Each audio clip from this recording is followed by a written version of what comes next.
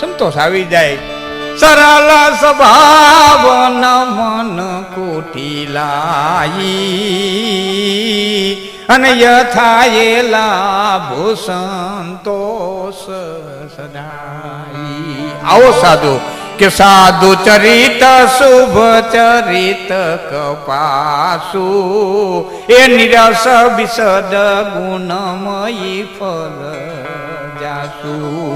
જો સહી દુઃખ પરથી દુરાવા અને બંધનીય જાસુ આ જગ જસ પાવા.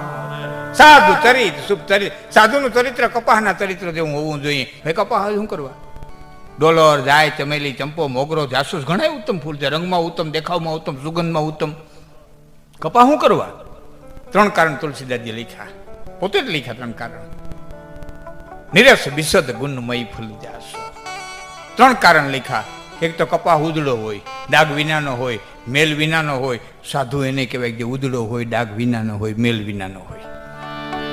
બીજો, કપાસને ગમે એટલો દબાવો તેમાંથી રસ નો નીકળે. એક જ ફળ એવું છે કપાસનું, ગમે એટલો દબાવો એમાંથી રસ નો નીકળે. સાધુ વિષયોની માલિકો નિરસ હોવો જોઈએ. અને ત્રીજું, પોતે કતાઈ જાય, પીંજાઈ જાય, તાતણે તાતરો નોખો થઈ જાય અને છતાં ઉઘાડાવને ઢાંકે. ઉઘાડાવને ઢાંકે. ઢાંકા ને અમરેલીના મુર્દા હે, ઉઘાડાવને ઢાંકા ને. હા સાધુ, મારું નામ દીજીજી, જા બેટા.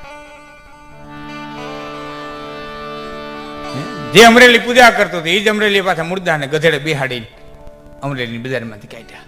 આ દુનિયા છે. આ ગાડાને પૈડા જેવી છે. આને ફરતા જરાય વાર ન લાગે. આ તો મતલબની મનવાર અને જગત જમાડે ચોર્યુંમાં પણ વીણ મતલબે મનવા. કોઈ રાબ નો રાંધે રાધિયા.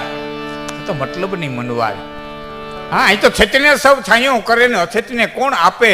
હજો કે ઓલવાણી પછી ટાઢી કોણ તાપે. અહીં તો છેતને સૌ છાંયો કરે. આ તો ઈ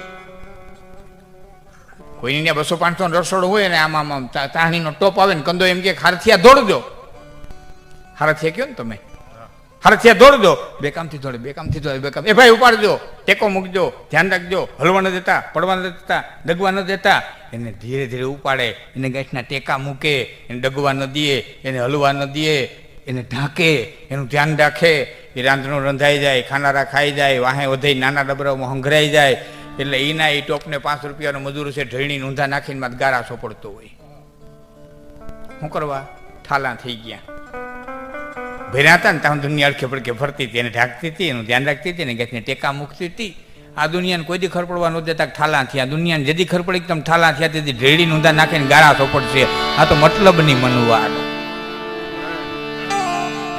હા, એ તો સચને સૌ છાંયો કરે. દેખાય ભાઈ પાસે છે તો ટેકા મૂકવા આવે. ગરીબ માણસ, સુખી માણસ ઘરે દીકરાના લગ્નની કંકોત્રી દેવા જાય તો બોલો મોરથી ઉકરે. હું તો માંડવીમાં કાંઈ થયું નથી, દૂધાનું મોરું છે. એ લોકો માગવા ન થયો છોકરાને કંકોત્રી દેવા આવ્યો. તું મોરથી કાં ઉખેડ તારી? પણ એને અંદરથી ભય લાગે. કંકોત્રીને બાને આવ્યો છે કાંઈ કહે તો. હા, દુનિયા છે.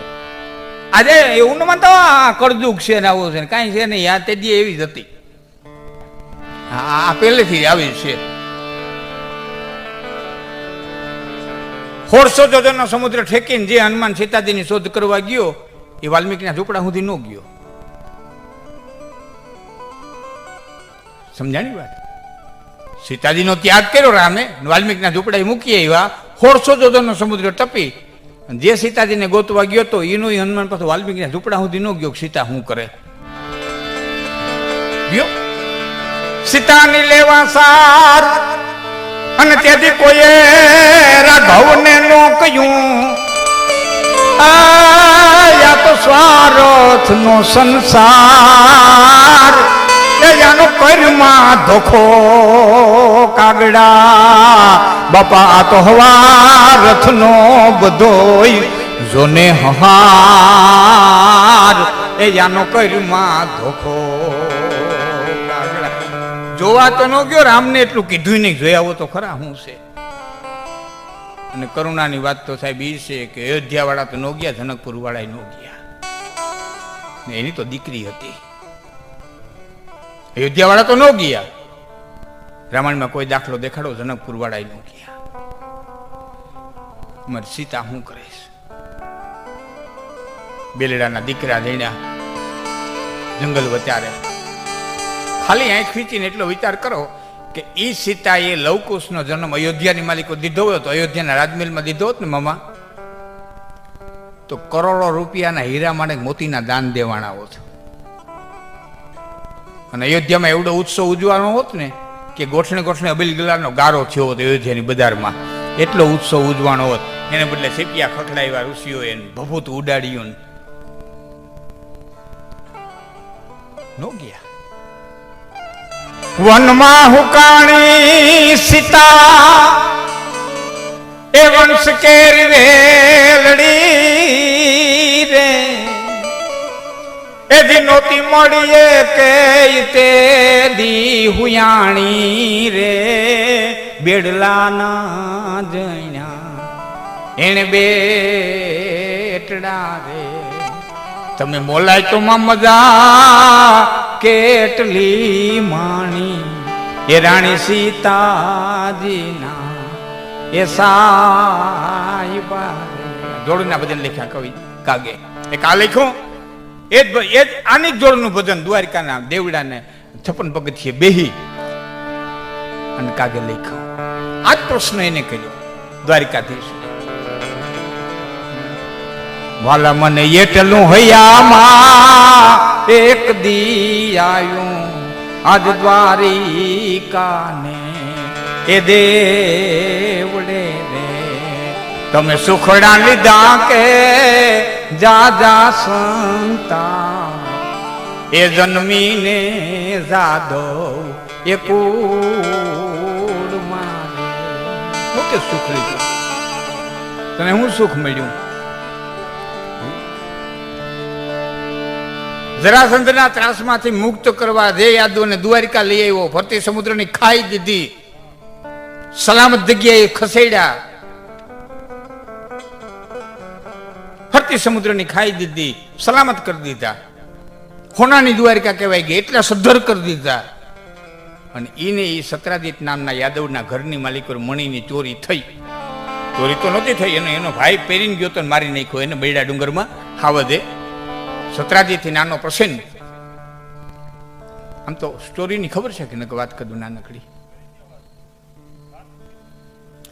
દ્વારકા એક બધા યાદો બેઠા એટલે ખાસ થોડુંક કહું.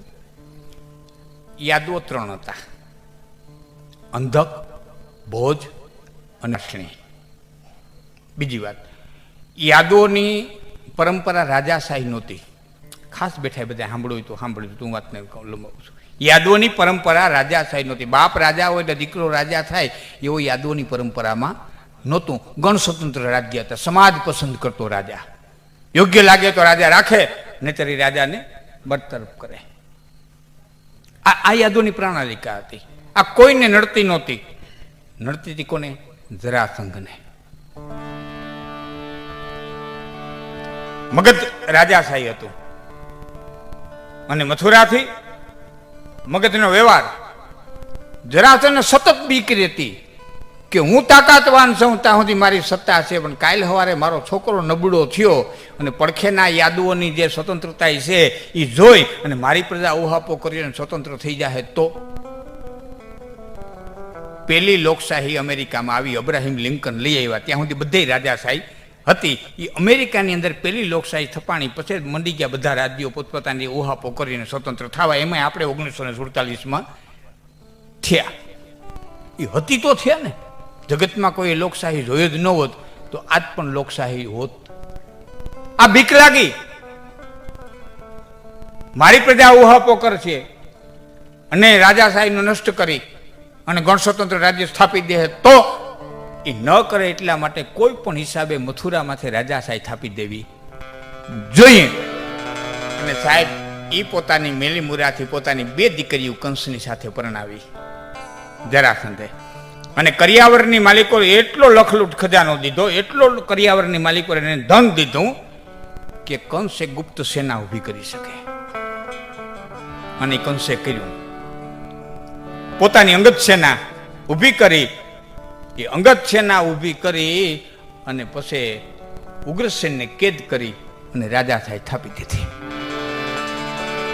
હવે રહ્યા બે, અક્રૂર અને વસુદેવ. આ યુવાનો બેઠા ને ખાસ મારી પર ધ્યાન દેજો સાહેબ. તમને ટીવીમાં દેખાડે એક દરવાજો ને બીજો દરવાજો ને ત્રીજો દરવાજો ને ચોથો દરવાજો ને ઉઘડતા જાય ને પછી એમાં દેવકીને લગ્ન કરીને જાતા હોય ને પ્રબારા એને જેલની માલિકો નાખી જ દે ને.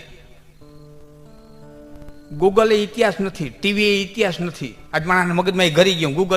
ગૂગલ કે ઇતિહાસ, ટીવી કે ઇતિહાસ, સિરિયલ કે ઇતિહાસ. ઇતિહાસ નથી. તમે એમ માનો છો દેવકીના વાસુદેવના લગ્ન થયા હોય ને તરત જેલમાં પૂરી દીધા હોય?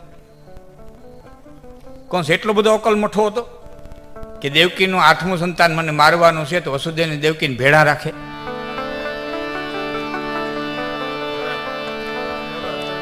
બીજી વાત, વસુદેવ કંસની નીતિ હતા? વસુદેવની કે પ્રજા હતી? વસુદેવ સ્વતંત્ર રાજા હતા. કેદ ન કરી શકાય, એની પ્રજા ઉહાપો કરે. બધું દાટી દેવામાં આવ્યું છે.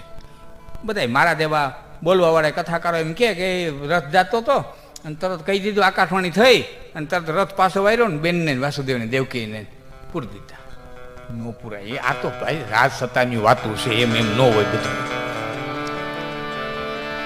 રાજા સાહેબ ઉગ્રસેનને કેદ કરી કંસે થાપી દીધી. પોતે રાજા બની ગયો પણ બે વ્યક્તિને વશ કરવાના હતા. કોને? અક્રૂરને અને વસુદેવને.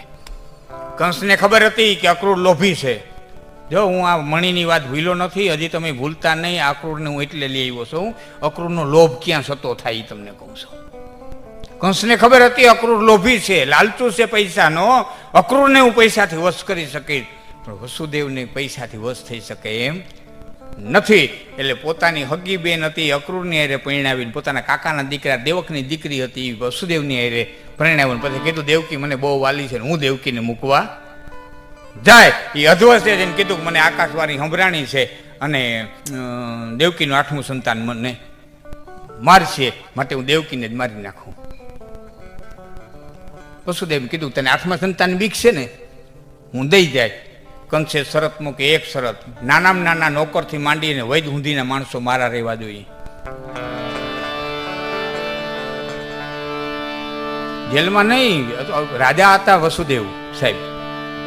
વસુદેવના મેલની માલિકો, દેવકીના મેલની માલિકો નાનામાં નાના નોકરથી માંડી અને વૈદ ઊંધીના માણસો છે એ કંસના. અને દિવસે દિવસના સમાચાર કંસની કચેરીમાં પુગાડે. દેવકીને ઓધાન રીએ ત્યાંથી સમાચાર જાય તે બાળકનો જન્મ રીએ ત્યાં સુધી જાય. અને એ એક દીકરો, બીજો દીકરો, ત્રીજો દીકરો કંસ મારતો ગયો. પ્રજા ત્રાસી ગઈ, સમય ત્રાસી ગયો. ને 7મું ઓધાન જયારે દેવકીજીના ઓદરની માલિકો હતું. યુવાન મિત્રોને કહું, ભારતના સાયન્સને ચમત્કારમાં ખપાડી દીધું. ચમત્કારમાં જતા નહીં. એ વખતની ગાયનિક, એ વખતનું સાયન્સ,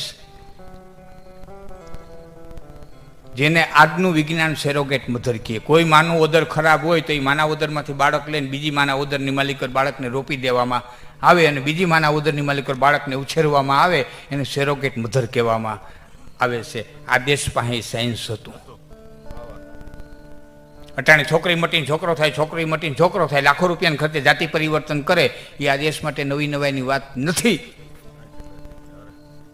પાંચાળ નરેશને ત્યાં દીકરી જન્મી હતી, જાતિ પરિવર્તન કરીને પુરુષ થયો એટલે ભીષ્મે બાણ મૂકી દીધા જન્મે સ્ત્રી છે, શિખંડી. અમે નાના હતા ત્યારે ભારતે એક ટેસ્ટ ટ્યુબ બનાવી, ત્યારે મોટા મોટા લખાણ આવ્યા, ભારતની સીધી ટેસ્ટ ટ્યુબ બનાવી. ભારત માટે કોઈ નવી નવાઈની વાત નથી. ગાંધારીએ પિંડ જન્મો હતો. વેદવ્યાસને બોલાવવામાં આવ્યા. વેદવ્યાસ આવ્યા, હોદ રાવણના ઘડા મગાવ્યા, ભ્રૂણના 100 કટકા કર્યા અને હોદ રાવણના ઘડાની માલિકો હોય 100 કૌરવોની ઉત્પત્તિ કરવામાં આવ્યા. હોય 100 કૌરવો છે ને એ ટેસ્ટ ટ્યુબ બેબી જ હતા. કેટલાય દાખલા તમને દઈ શકું. હમણાં ફોરેનની માલિકો એક રોબોટને નાગરિકત્વ આપી દીધું. એનું નામ ફોરિયા કેવું કંઈક છે, હું ભૂલી ગયો. ટીવીએ બતાવી દીધું. એક રોબોટ છે, મશીન છે, એને નાગરિકત્વ આપી દીધું. એને ચૂંટણી લડવાની છૂટ આપી દીધી. એને શું કહેવાય, હક આપી દીધા બધા. આ સમાચાર મેં પહેલી વખત ટીવીમાં સાંભળ્યા ને ત્યારે મને નક્કી થઈ ગયું કે કુંભકર્ણ છે ને રાવણનો રોબોટ હોવો જોઈએ ને ભાઈનું બિરુદ આપ્યું હોય. હા, એ શેડા છોડાવી નાખે, 6 મહિના પૂતરું પડ્યું છે ડિસ્ચાર્જ કરી નાખે, 6 મહિને એક વખત ચાર્જિંગ કરે ને વળી પાછું 6 મહિના. બાકી માણસ રીણ્યું કે 6 મહિના હોય ને એક દી જાગે ને 6 મહિના હોય ને એક જાગે થોડું કરે. ભાઈનું બિરુદ આપ્યું હોય અને તેમ છતાંય તમને વિશ્વાસ ન હોય તો વાલ્મીકી રામાયણ વાંચી લીધો. રામ બોલ્યા છે વિભીષણા ક્યુ યંત્ર આવે છે, રામ બોલ્યા એ ક્યુ યંત્ર આવે છે. અને કુંભકર્ણને માર્યો ને બાપુ, બાણ મારી નથી માર્યો, પેલા આ હાથ કાપ્યો પછી આ હાથ કાપ્યો, જેમ લોઢાને કાપે ને એમ એના એક એક અંગના કટકા કર્યા છે, જેમ લોઢાનો માણસને નોખો કરે ને એમ કર્યા છે. રાવણની જેમ નથી માર્યો.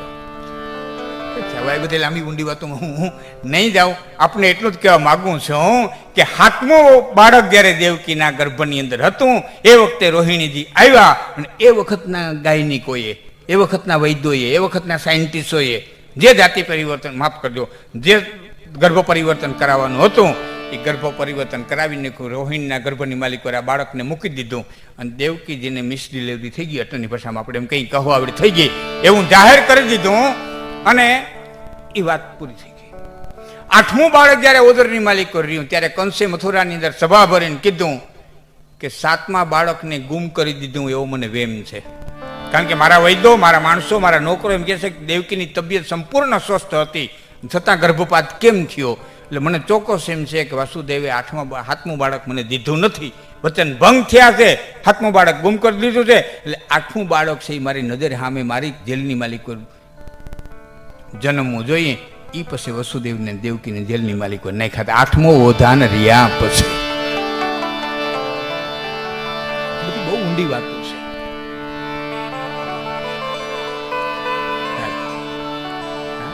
પડતા ઉપર જવું હોય તો વસ્તુ જુદી છે, તમારે એને ચમત્કારમાં ખપાવી દેવું હોય તો વસ્તુ જુદી છે. હા, બાકી તો બધું ઇતિહાસ છે. પૂતના આવી ભગવાન કૃષ્ણને મારવા ત્યાં સુધી ઇતિહાસ છે, ક્યાં સુધી પાછા અક્રૂર તેડવા આવ્યા. એ પૂતના અને અક્રૂર વચ્ચેનો જે ગાળો છે ને સાહેબ, એ સિદ્ધિનો ગાળો છે. 12 વર્ષની જે સાધના કરે ને એ પહેલા વર્ષની સાધના કેટલે પોતે, બીજા વર્ષની સાધના કેટલે પોતે, ત્રીજા વર્ષની સાધના કેટલે પોતે, અને સાધના જ્યારે પાકે ને ત્યારે મહારાસ રચાય અને ત્યારે સમગ્ર બ્રહ્માંડ શ્રી કૃષ્ણમય દેખાય. જે દેખાય છે રાધા માલિક રમી રહ્યો, એ કાના નિત્ય લીલા હાલી જ રહી છે, આ રાસ એનો હાલી જ રહ્યો છે. અને એ કક્ષાએ તો એ સિદ્ધિએ પહોંચ્યા પછી હું તમને વર્ણન ન કરી શકું, એ બધી અનુભવની વાતો છે. પૂતના આવી ત્યાં સુધી 20 કન્યા હોય તો ચાણક્ય સુધી આવ્યું. 20 કન્યાઓ ચાણક્ય ઉત્પન્ન કર્યું હતું. 20 કન્યા બનાવતા, રાજકુમારને ધવડાવી એને લગ્ન કરીને મારી નાખો, એ 20 કન્યાઓનું કામ હતું અને એ કરવા પૂતના આવી હતી. ત્યાંથી ઇતિહાસ પાછો પૂરો થઈ જાય, પછી અક્રૂર આવે ત્યાંથી ઇતિહાસ શરૂ થઈ જાય. વચ્ચેનો ગાળો છે ને 11 વર્ષ 52 દિનો, એ આખો સાધનાનો ગાળો છે. હવે એ વાતને ઊંડો નથી જતો. આવું તો મારે ક્યારેક સત્સંગ હું ભરપૂર કહું ને તો મેળ આવે, આમ સામાન્યમાં નહીં આવે. પણ